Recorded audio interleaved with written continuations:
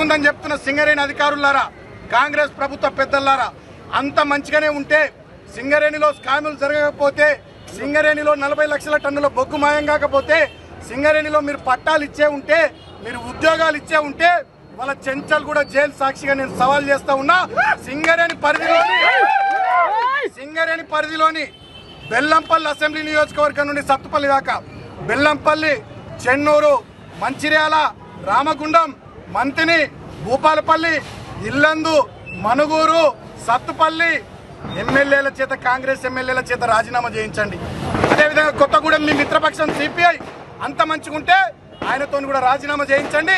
Singareni coal belt ఏరియాలో ఉప ఎన్నికలు తీసుకురండి. అప్పుడు ప్రజలు, సింగరేణి కార్మికులు అక్కడ ఏం జరుగుతుందో ఓట్ల ద్వారా చూపిస్తారు. ఇవాళ రేవంత్ రెడ్డి నేను డిమాండ్ చేస్తా ఉన్నా, సింగరేణిలో అంత సవ్యంగా ఉంటే నేను ఛాలెంజ్ చేస్తా ఉన్నా, చెంచల్గూడ జైలు దగ్గర నుంచి కోల్బెల్ట్ ఏరియాలో ఉన్నటువంటి మీ కాంగ్రెస్ ఎమ్మెల్యేల చేత దమ్ముంటే రాజీనామా పెట్టి ఎన్నికలు ఎదుర్కొందాం, ప్రజల్ని తేల్చనిద్దాం ఏం జరుగుతుందో. ఒకవేళ అంతమంది ఎమ్మెల్యేలు రాజీనామా పెట్టు నీకు ఇష్టం లేకపోతే గనుల శాఖ మంత్రి అయిన వివేక్ చెన్నూరు ఎమ్మెల్యే కదా, ఆయన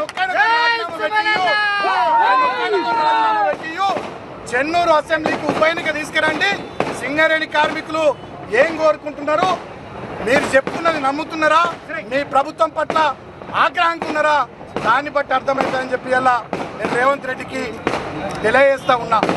ఇవాళ ఒకటే మాట రాష్ట్ర ప్రజల్ని నేను ఆలోచించమని కోరుతా ఉన్నా, రాష్ట్ర ప్రజల్ని ఆలోచించమని కోరుతా ఉన్నా. ఇవాళ రాష్ట్రంలో ఏ వర్గం సంతోషంగా లేదు.